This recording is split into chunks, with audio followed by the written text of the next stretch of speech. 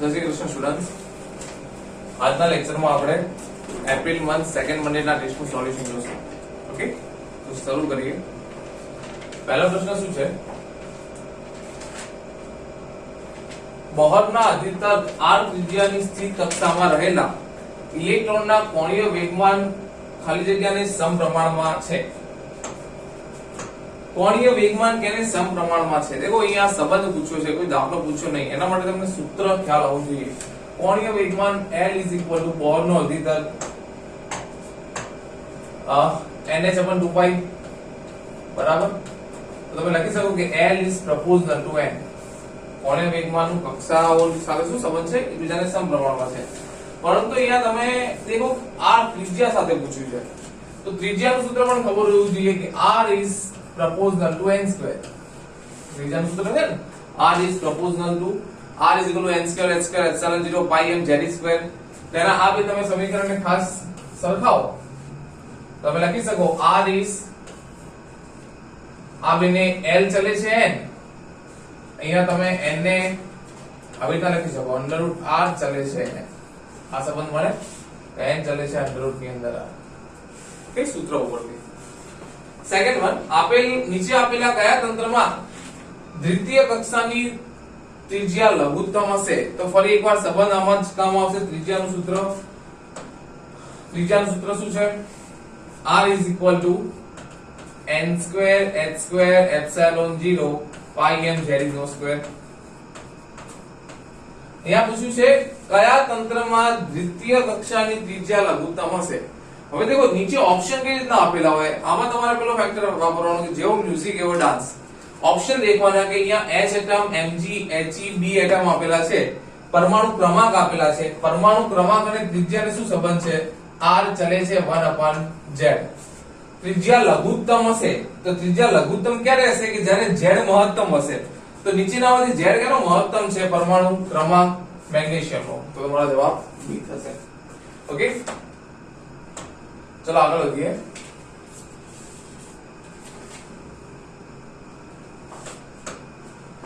Hydrogen વર્ણપટની લાઇમન અને બામર શ્રેણીની મહત્તમ તરંગ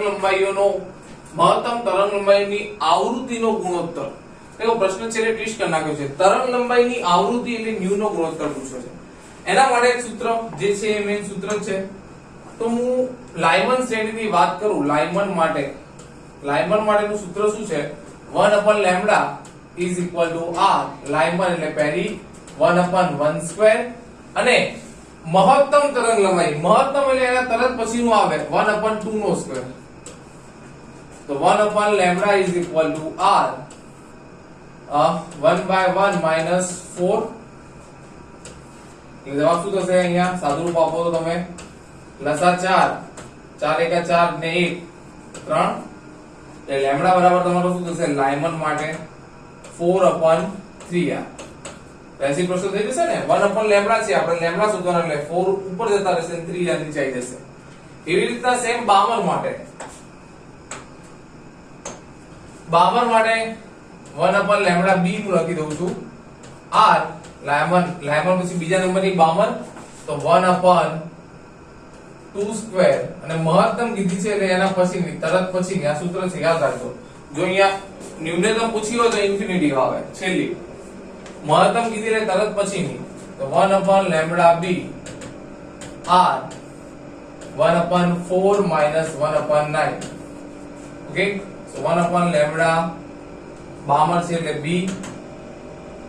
ચલો લસા લઈ લો. 9 - 4 36. તો કેટલા થશે? Lambda b is equal to 36/5r. 36/5r.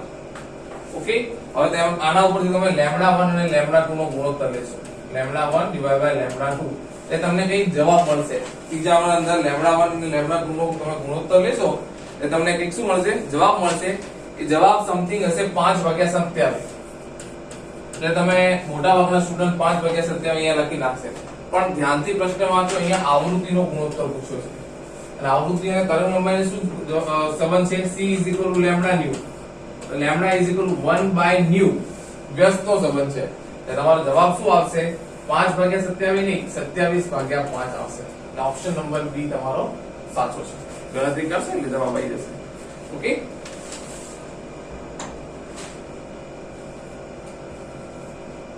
ચલો નેક્સ્ટ. 3 કિલોવોટ ઉર્જાવાળા ફોટોનની તરંગ લંબાઈ કેટલી હશે? તરંગ લંબાઈ શોધવાની છે અને ઉર્જા આપેલી છે, તો ઇન્સ્ટન્ટ લાઈટ થવી જોઈએ કે ઉર્જા અને તરંગ લંબાઈને શું સંબંધ છે? E hc/λ. તરંગ લંબાઈ શોધવાની છે તો λ hc/E. h તમને ખબર છે પ્લાન્ક કોન્સ્ટન્ટ, c પ્રકાશનો વેગ, એની વેલ્યુ બી ફિક્સ છે. E તમને આપી દીધા છે 3 કિલો ઇલેક્ટ્રોવોલ્ટ. તો અહીંયા તમારે કિંમત મૂકવાની. 3 કિલો એટલે 10⁻³ ઇલેક્ટ્રોવોલ્ટ એટલે તમે જાણો છો 1.6 × 10⁻19. તમે આનું સાદુરૂપ આલશો એટલે તમારો જવાબ થશે option number A 4.1 angstrom. Okay, just put the value and get the answer. તો આગળ વધીએ. નીચેનામાંથી કોણ રીડબર્ગ અચળાંક પર અસર કરતા નથી? તો રીડબર્ગ અચળાંકના સૂત્ર ઉપરથી તમે દેખશો r ના સૂત્રમાં ક્યાંય me4 8h³ c સમથિંગ છે, એમાં ઇલેક્ટ્રોનનો વેગ ક્યાંય આવતો નથી. એટલે તમારો જવાબ શું થશે? કેના ઉપર અસર કરતા નથી? એટલે ઓપ્શન નંબર ડી થશે. સૂત્ર ઉપરથી છે આ પણ. ઓકે, ગાઇગર અને માસ્ટરના પ્રયોગમાં આલ્ફા કોણની લોત ખાલી જગ્યાનો પડદો ગોઠવવામાં આવ્યો તો ઝિંક સલ્ફાઇડનો પડદો તમને ખ્યાલ છે, પણ કેમ આ તો માઇક્રોસ્કોપમાં ગોઠવવામાં આવ્યો. એટલે ઓપ્શન નંબર સી તમારો રાઈટ આન્સર થશે.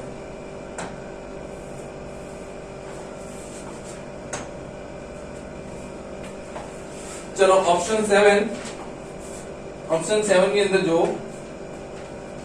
રુધરફોર્ડ ન્યુક્લિયસની ત્રિજ્યા કેટલાના ક્રમની હોવી જોઈએ? તો ધરા સ્થિતિમાં ત્રિજ્યા તમને ખબર છે, પહેલે તો યાદ જ રાખવાની, 1 ફર્મી છે 10⁻15 મીટર.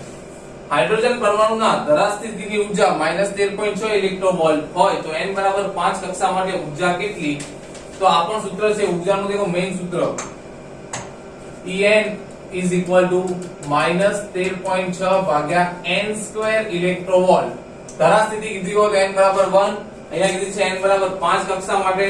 5 કક્ષા માટે n બરાબર તમે 5 પુટ કરશો એટલે તમારો જવાબ શું આવશે? 8મા ની અંદર 0.54 ઇલેક્ટ્રોવોલ્ટ. ઓકે, ચલો નેક્સ્ટ 9મું લઈએ આપણે. હાઇડ્રોજન પરમાણુની ધરા સ્થિતિમાં ઊર્જા -13.6 ઇલેક્ટ્રોવોલ્ટ જાણે છે, આપણે જાણીએ છીએ.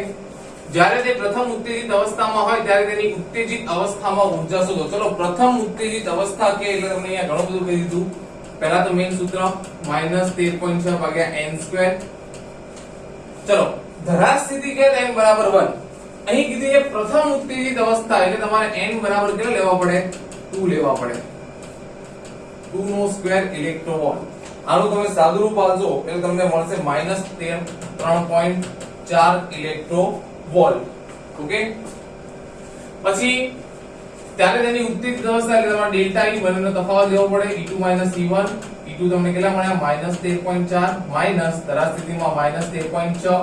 આ બંનેનો તમે તફાવત લો, માઈનસ માઈનસ પ્લસ થઈ જાય એટલે તમને જવાબ મળે 10.2 electronvolt. Option number A. Okay, ખાલી વસ્તુ અહીંયા રાખવાનું કે પ્રથમ ઉત્તેજિત અવસ્થા એટલે n બરાબર તમે 1 કન્સિડર ના કરતા. n બરાબર તમારે કેટલા લેવાના? 2 લેવાના. ધરા સ્થિતિ કીધી હોય તો જ n બરાબર 2 તમારે કન્સિડર કરવાના.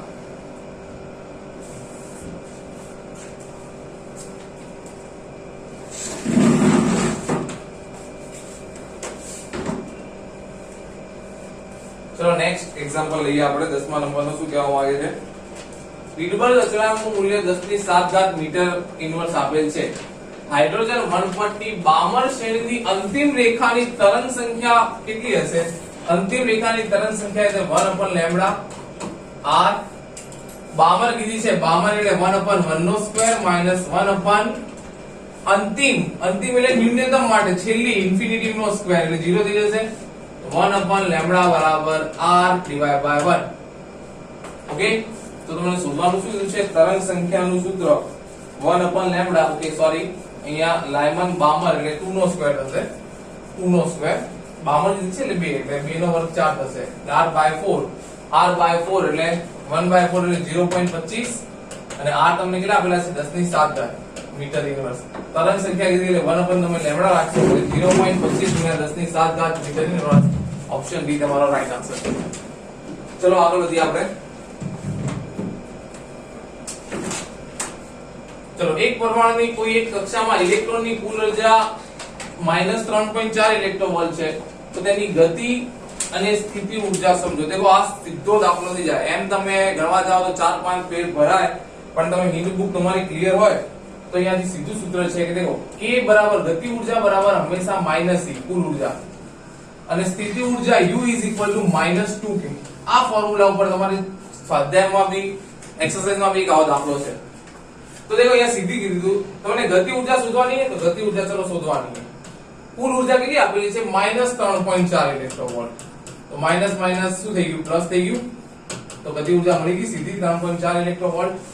ચલો સ્થિતિ ઊર્જા શોધવી છે તો u -2k. -2 k કેટલા છે 3.4 ઇલેક્ટ્રોવોલ્ટ. 3 દુ 6 4 દુ 8 ઇલેક્ટ્રોવોલ્ટ. એટલે ઓપ્શન નંબર ડી તમારો રાઈટ આન્સર સીધું સૂત્ર ઉપરથી k બરાબર -c અને u બરાબર -2k. ચલો આગળ. હાઇડ્રોજન પરમાણુમાં ઇલેક્ટ્રોનની લઘુત્તમ ઊર્જા માટે ઇલેક્ટ્રોનનું કોણીય વેગમાન કેટલું હોવું જોઈએ? હાઇડ્રોજન પરમાણુની લઘુત્તમ ઊર્જા માટે કોણીય વેગમાન L nh/2π. લઘુત્તમ ઊર્જા માટે n 1 લઈએ તો n બરાબર શું થાય L બરાબર h/2π. એટલે તમારો ઓપ્શન શું હોય તો 12 માં C h/2π રાઈટ આન્સર છે. ક્લિયર? ચલો આગળ વધીએ હવે.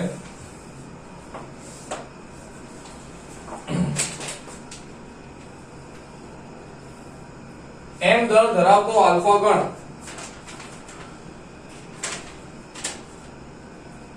v વેગથી ગતિ કરતા જ્યારે ઝેડી વિદ્યુત ભાર ધરાવતા ભારે ન્યુક્લિયસ પર મારો ચલાવતા તેનું ન્યુક્લિયસ થી લઘુત્તમ અંતર ખાલી જગ્યા પર આધાર છે. તો ડિસ્ટન્સ ઓફ ક્લોઝેસ્ટ એપ્રોચ માં સ્થિતિ ઊર્જા અને ગતિ ઊર્જા તમે સરખાવો તો તમને d નું અંતરનું સીધું સમીકરણ મળે છે, સીધું સંબંધ મળે છે. d ચાલે છે 1/m.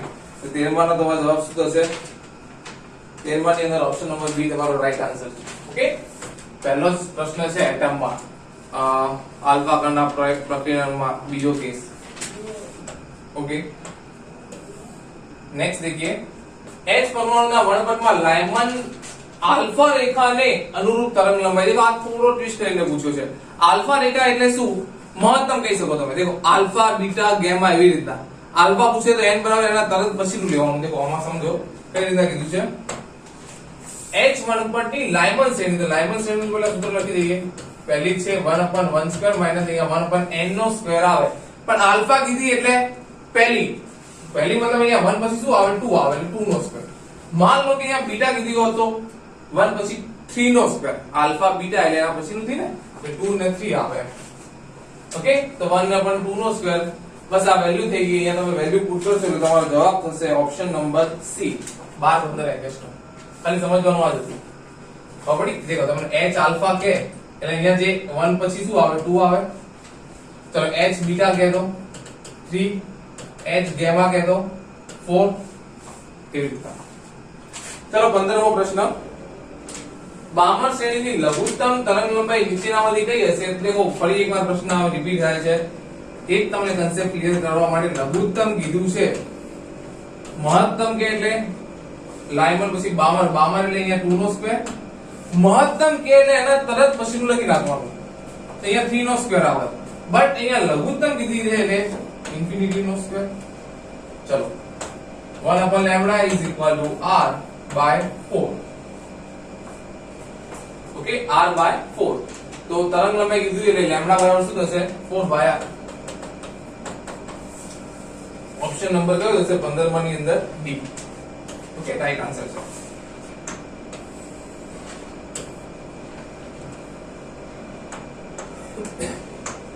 देखो गाइगर मास्टर ने પોતાના પ્રયોગમાં જોયું કે શું જોયું એમને નીચેનામાંથી કયા ઓપ્શન સુટેબલ થાય છે. ઓપ્શન વાંચો. ઓપ્શન નંબર છે મોટાભાગના આલ્ફા કણનો પ્રકીર્ણનો નાના કોણે પ્રકીર્ણ થાય છે. થિયરી બેઝ પ્રશ્ન છે.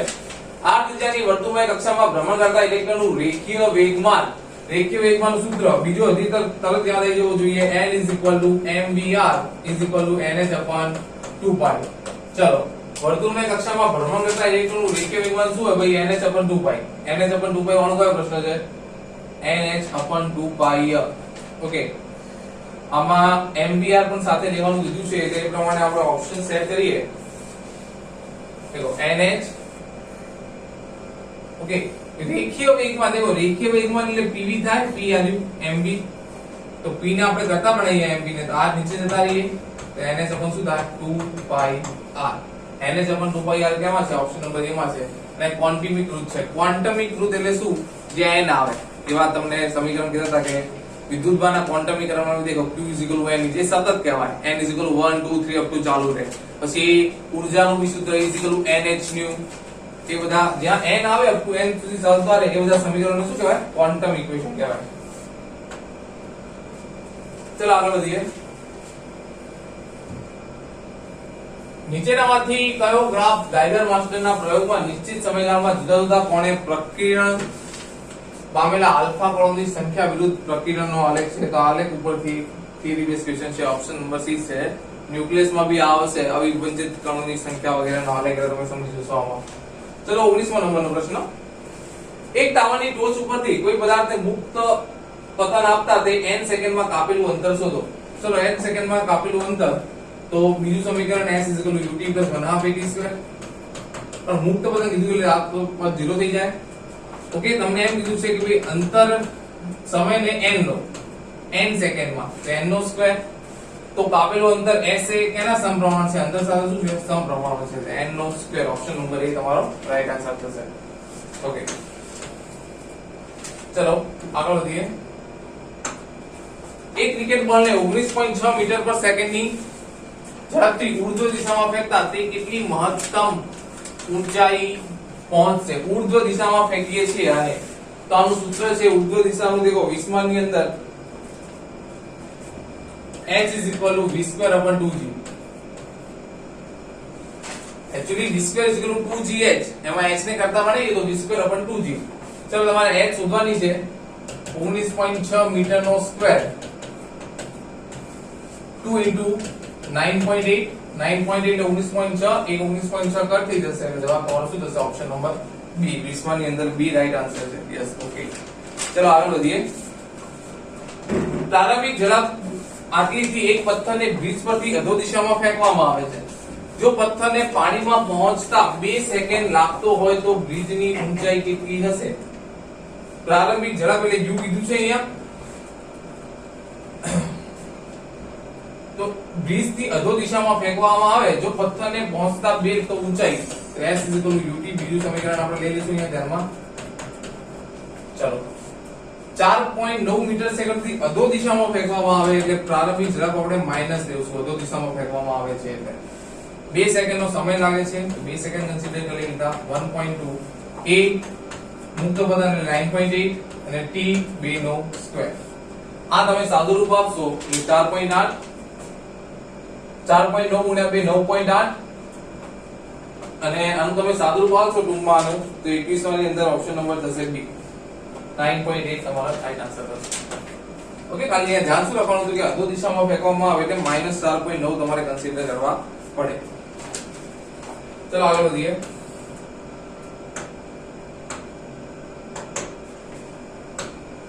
એક કાર સુરેખ પથ પર આટલા વેગથી અચળ પ્રવેગી ગતિ શરૂ કરે છે 10 સેકન્ડ બાદ 12 મીટર સેકન્ડ ઇન્વર્સ નો વેગ પ્રાપ્ત કરે તો તેને 10 સેકન્ડમાં કાપેલું અંતર કેટલું હશે. અંતર શોધવાનું છે એટલે ફરી આ સૂત્ર v0t અથવા ut + 1/2at નો સ્ક્વેર. અહીંયા દેખો તમે પ્રવેગ આપેલું નથી એટલે પહેલા તમારે પ્રવેગ શોધવું પડે. પ્રવેગ એ 0 શું થાય v - u/t અંતિમ માઈનસ પ્રારંભિક ભાગ્યા સમય.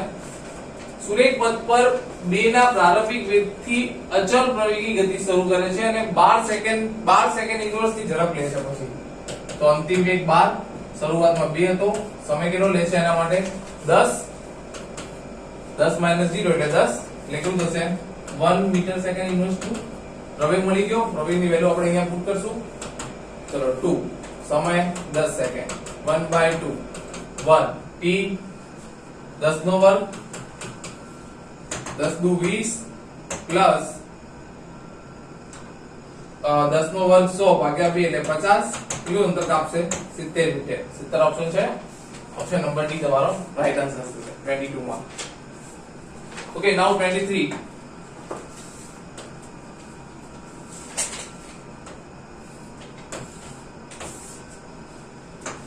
શું કીધું છે? એક પદાર્થ 20 કિલોમીટર ઉત્તર દિશામાં જઈ ત્યાંથી પૂર્વ 10 કિલોમીટર અંતર કાપે તો કરેલું સ્થાનાંતર. તો આમાં જેમ કીધું એમ તમારે આગળ વધવાનું. દેખો 20 કિલોમીટર ઉત્તરમાં જાય છે એટલે 20 કિલોમીટર ઉત્તરમાં ગયા, ત્યાંથી પૂર્વમાં 10 કિલોમીટર, પૂર્વ એટલે જમણી બાજુ 10 કિલોમીટર જાય છે અહીંયા. તો પદાર્થ એ પ્રારંભથી થઈ ગઈને સ્થાનાંતર કેટલું? સ્થાનાંતર એટલે હંમેશા એ સદિશ રાશિ. સદિશ રાશિમાં શું હોય? જ્યાંથી એની જર્ની સ્ટાર્ટ કરી હોય ને જ્યાં પહોંચ્યું મતલબ પ્રારંભિક અને અંતિમ બિંદુ ઉપર આધાર રાખે. તો અહીંથી પહોંચીને અહીંથી ગયું એ તમારે રસ્તો જારી રાખવાનો. શરૂઆતમાં અહીંયા હતું અને અહીંયા પહોંચ્યું, આટલું અંતર તમારે કન્સિડર કરવાનું. તો તમે દેખો આ કાટકોણ ત્રિકોણ થઈ ગયું. આપણે શોધવું છે તો આનો વર્ગ પ્લસ 10 નો વર્ગ એનો under route 400 plus 100 under route ની અંદર 500 કિલોમીટરમાં રાખીએ કારણ કે ઓપ્શન બી કિલોમીટરમાં જ છે. 500 નો અંડર રૂટ તમે કાઢશો એટલે તમારો જવાબ આવશે સી 22.36 કિલોમીટર. ઓકે, કેવો મ્યુઝિક કેવો ડાન્સ. ચલો t સમયમાં x દર્શાવે છે. t સમયે સ્થાનાંતર x દર્શાવે તો x બરાબર a cos θ હોય તો તેનો પ્રવેગ શોધવાનું કીધું છે ને અહીંયા સ્થાનાંતર આપેલું છે. તો સ્થાનાંતર x આપણે લખી દઈએ a cos θ. ચલો આનું વિકલન કરીએ dx/dt એટલે આપણને વેગ મળે. તો આનું વિકલન કરીએ a cos θ નું વિકલન માઈનસ sin t. વેગ મળી ગયો. હવે વેગનું વિકલન કરીએ dv/dt એટલે આપણને પ્રવેગ મળશે. માઈનસ a પડ્યા, sin નું વિકલન cos t minus a cos t. Option number B તમારો રાઈટ આન્સર. ઓકે, ચલો નેક્સ્ટ લાસ્ટ MCQ. પદાર્થનું સ્થાન સમય સાથે x et² - bt³ અનુગાર બદલાય છે તો પ્રવેગ ક્યાં શૂન્ય હશે? તો આમાં બી પ્રવેગ શોધવો પડશે. આનું વિકલન કરીએ. ચલો x બરાબર શું આપેલું છે? at² - bt³. ચલો ખાલી વિકલન કરવાનું ખાસ ધ્યાન રાખવાનું. dx/dt એટલે તમને વેગ મળશે a 2t t² નું શું થાય? 2t * 1 લખવાની જરૂર નથી. ચલો 3bt². ઓકે, હવે વેગ મળી ગયું. વેગનું વિકલન કરીએ dv/dt = a. આનું વિકલન 2a - 3 to 6bt.